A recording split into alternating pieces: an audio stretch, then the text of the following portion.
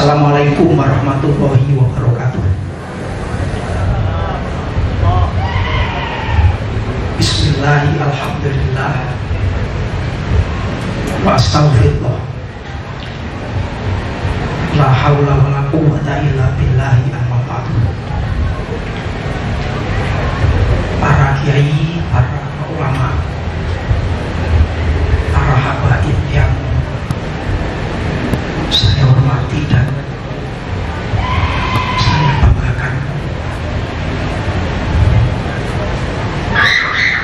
khusus Bapak Kiai Haji Fahrudin Abdul Manan. Beliau ini kakek saya, guru saya, pamannya almarhum Dr. Kiai Haji Muhammad Iskandar.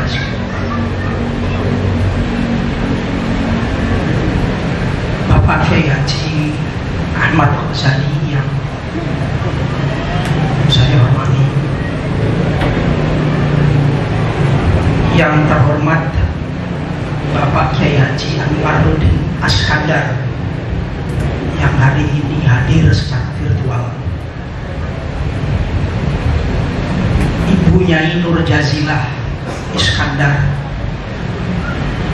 beserta seluruh keluarga dan putra-putrinya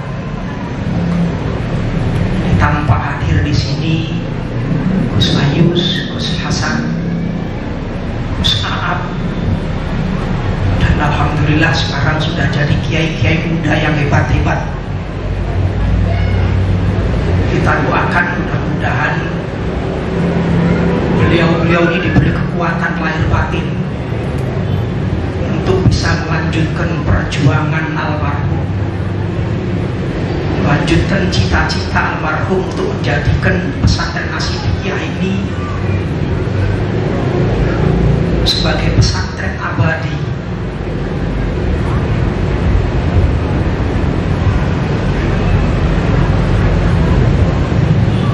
Bapak-bapak, ibu-ibu, dan saudara sekalian, mudah-mudahan dirahmati oleh Allah Subhanahu wa Ta'ala. Ini masih banyak kiai yang lain, saya lupa tadi. Yang terhormat Bapak Kiai Haji Mujib Bulubi, Bapak Kiai Haji Ali Jani, Pak Kiai Haji Bukhari Muslim, sahabat saya yang imut-imut, Gus Mehmet selebriti. Saya nggak tahu namanya kenapa ada selebritisnya ya. Gus Lukman yang saya hormati. Ini yang paling akhir, ini kualat kalau nggak saya sebut.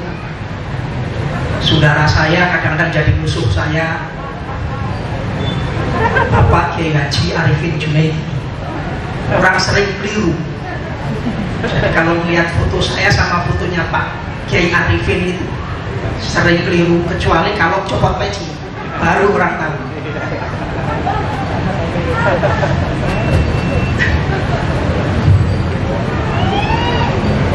Pertama-tama tentu kita berkewajiban untuk memanjatkan puji syukur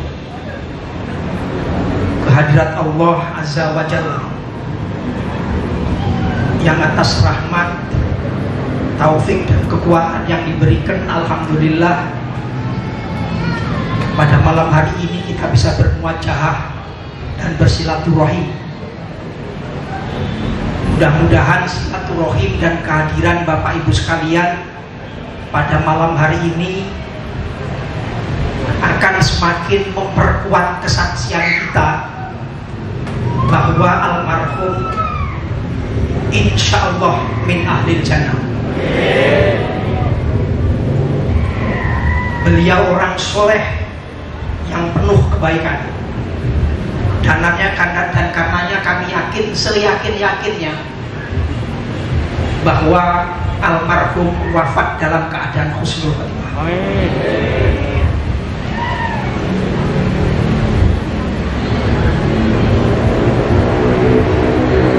Saya hampir 20 tahun membersamai almarhum dalam segala suka dukanya, baik dalam suasana sulit maupun dalam suasana kemudahan. Tentu banyak sekali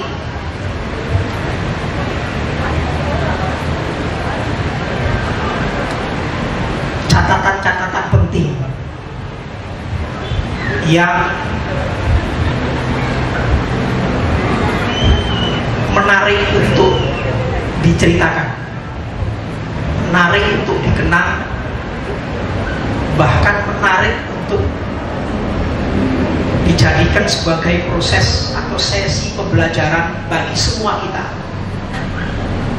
khususnya para santri, para guru, dan semua yang terlibat dalam proses pembelajaran di Pondok Pesantren As-Siddiqiyah ini. Namun demikian, tentu tidak mungkin cerita panjang itu kita rangkai dalam sebuah cerita pendek, karena memang satu event, satu peristiwa dengan peristiwa lain tidak selalu berkaitan.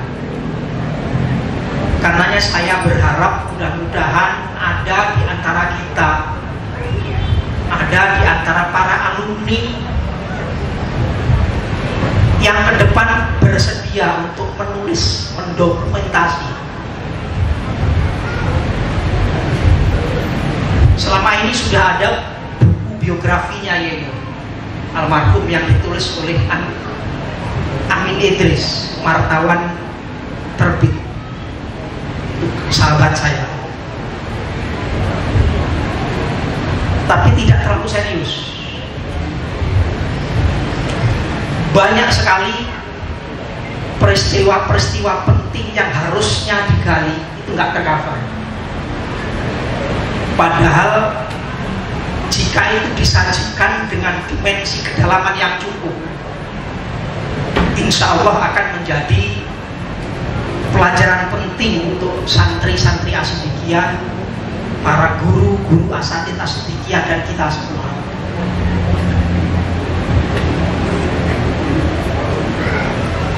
Kebersamaan saya dengan almarhum, seingat saya mulai tahun 1983-84.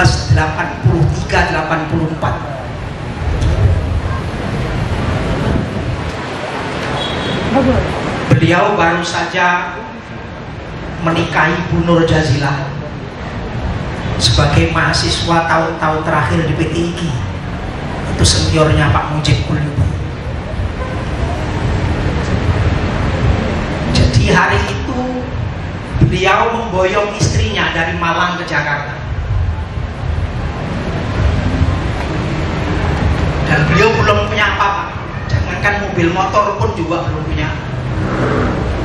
Ke Jakarta pun numpang ayah saya. Jadi saya berlima naik mobil sedan kecil begitu. Saya masih ingat sopirnya itu Pak Haryono, lalu ayah saya duduk di depan, dan di belakang saya bertiga, saya, almarhum, dan Bu Nyai Nur Jazilah. Pasti Bu Nyai juga pasti ingat. Jadi umpul-umpulan dalam perjalanan yang lebih dari 20 jam, Banyuwangi, Jakarta.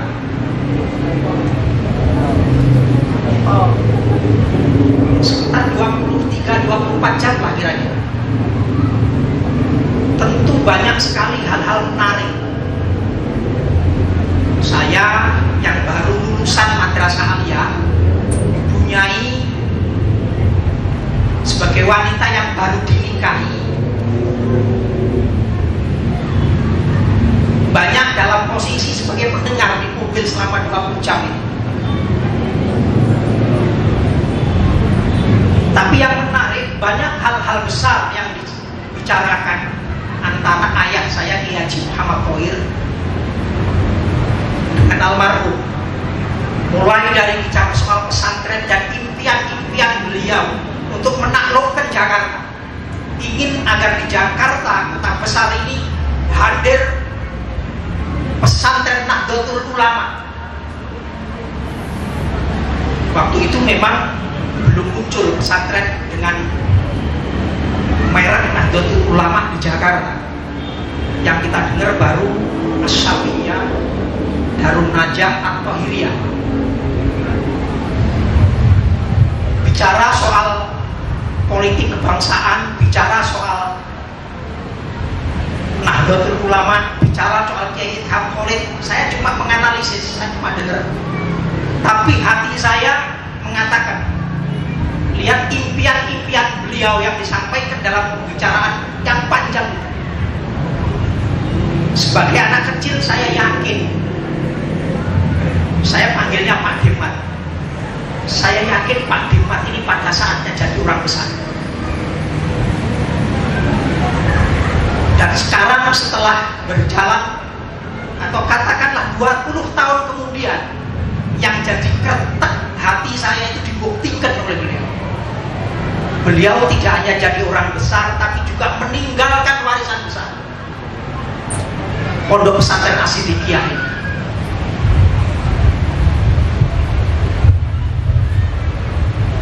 Sampai Jakarta, beliau belum punya rumah. Kontrakan juga belum punya, karena mahasiswa terakhir yang ngabdinya di Masjid Al-Mukhlisin Pluit.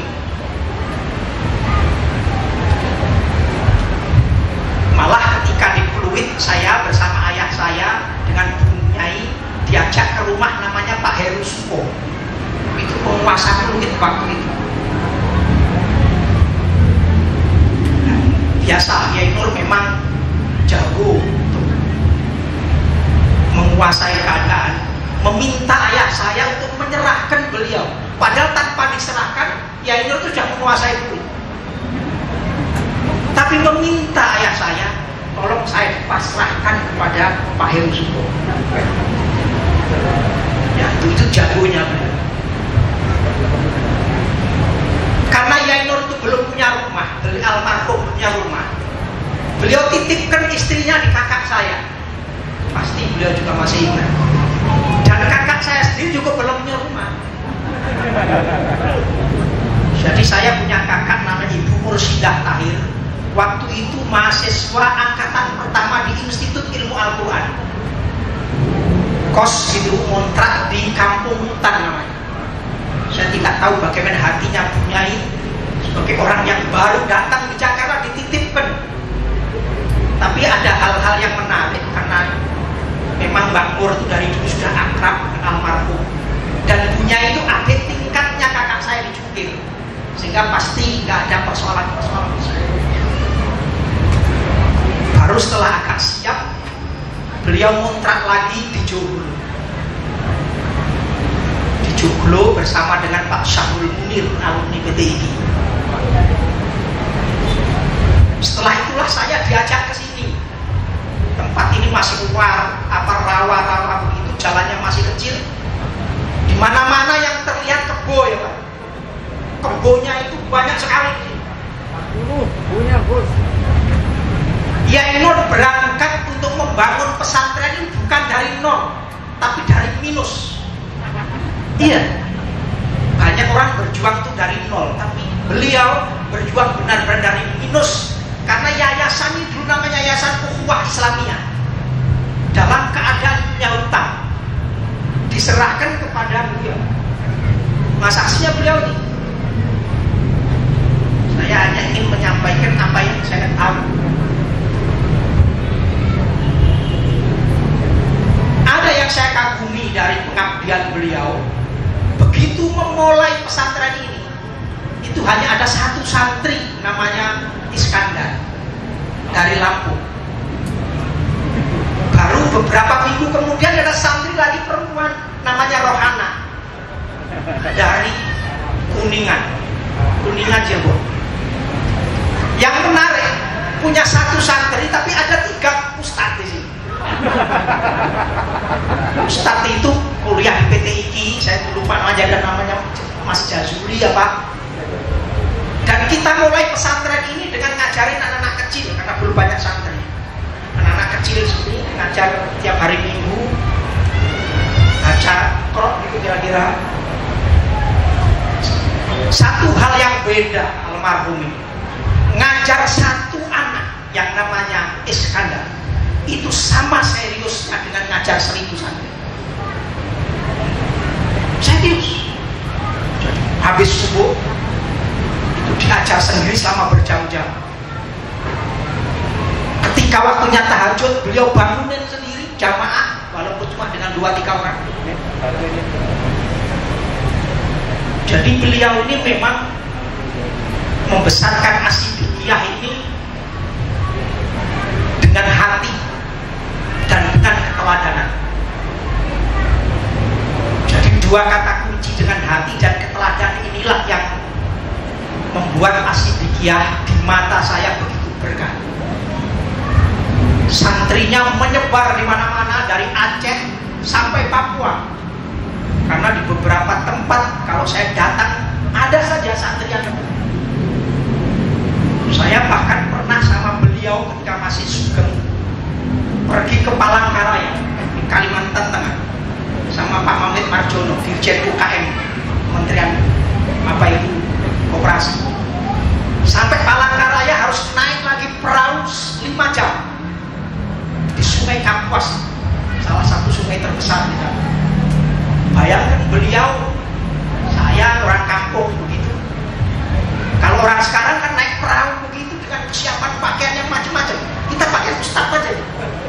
Naik perahu terbuka itu selama 5 jam. Habis itu masuk lagi ke hutan-hutan. Sebenarnya dia ini punya obsesi untuk mendirikan pesantren di tengah hutan itu waktu itu. Saya aja mikir, ini jalannya kayak begini gelapnya, ini Indonesia apa bukan ini? Tapi begitu masuk, orang menjemput itu ada kampung di tengah-tengah belantara hutan. Begitu salaman dia kenal anak saya, dia sedikit. Saya pernah cerita di beberapa tempat. Saya pernah di Washington. Ini yang menarik. Saya datang dijemput oleh duta besar Indonesia dan di Washington. Mereka berjajar begitu karena menjemput kita rombongan. Begitu saya salaman sama duta besar, sampingnya duta besar berteriak, "Pak, ini ustaz saya dari Asidikiyah." Itu namanya Rizal Purnama yang sekarang jadi diplomat. Menarik. Dan ternyata Pak duta besar juga sudah mengenal Asidikiyah. Ada yang agak lucu, ini bolak-balik saya ceritakan. Saya pernah naik pesawat Garuda sama Pak Sirojul Munir, itu bendahara Nahdlatul Ulama almarhum. Waktu itu saya kebetulan sebagai ketua tim sukses pemenangan Mbak Khofifah Gubernur Jawa Timur, bendaharanya Pak Sirojul Munir. Saya berangkat, begitu duduk di Garuda, pramugarinya salaman pakai dicium tangan. Kata Pak Sirojul Munir, "Welek-welek, ini pakai cium tangan sekarang." Baru dia mengenal kedua lulusan Asidikiyah. Jadi memang kata Pak Arifin Junaidi, telat saya.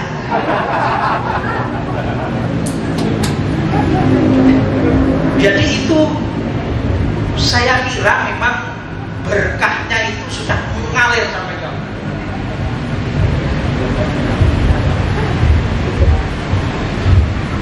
Pak Arifin Junaidi ketemu alumni Asidikiyah di Ternate. Jadi alumni Asidikiyah ini sudah lintas batas, di hampir semua profesi ada, semua daerah ada. Saya itu kalau di DPR, kalau ada orang salaman sama saya, lalu dicium, ini pasti Asidikiyah. Karena banyak ternyata alumni Asidikiyah yang jadi staf ahli anggota DPR, jadi staf ahli fraksi, jadi wartawan, macam-macam. Kalau sudah salaman, dicium di DPR, teman saya ketawa semua.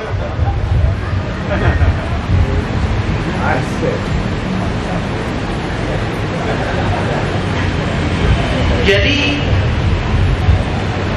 pengalaman menarik bersama beliau ini menurut saya terlalu panjang. Sampai saya itu nyari angle yang paling pas untuk saya ceritakan yang mana sulit karena semuanya menarik. Tapi ada beberapa hal yang menurut saya perlu saya kagumi dan dikagumi Bapak Ibu sekalian.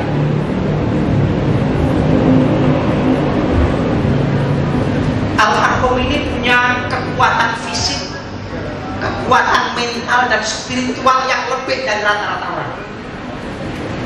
Bayangkan hari-hari beliau ini sudah memulai aktivitas sebelum subuh ketika orang masih pada tidur, dan mengakhiri aktivitas dini hari ketika orang sudah pada tidur.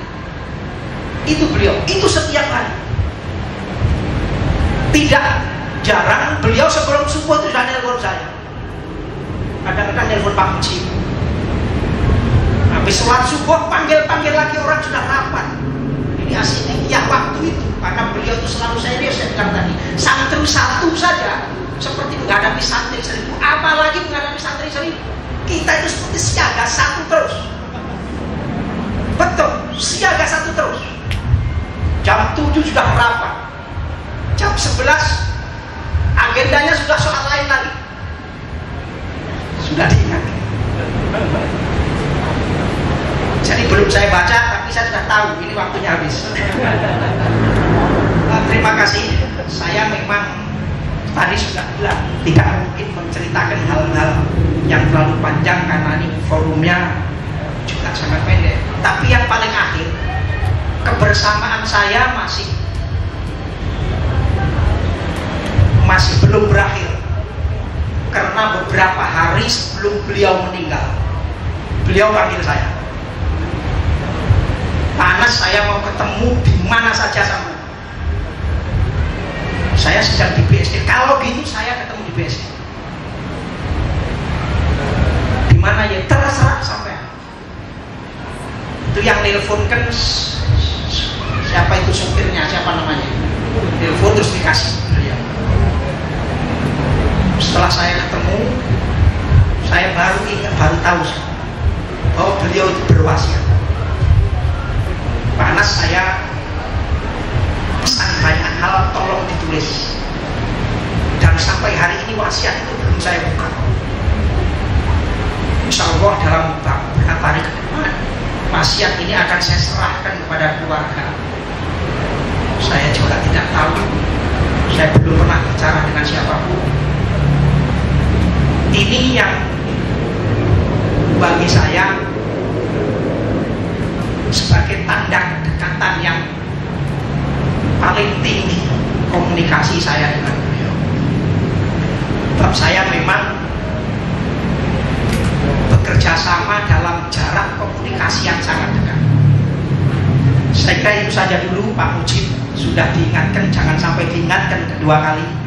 Wallahul muwaffiq ila aqwamit thoriq. Assalamualaikum warahmatullahi wabarakatuh. Waalaikumsalam warahmatullahi wabarakatuh.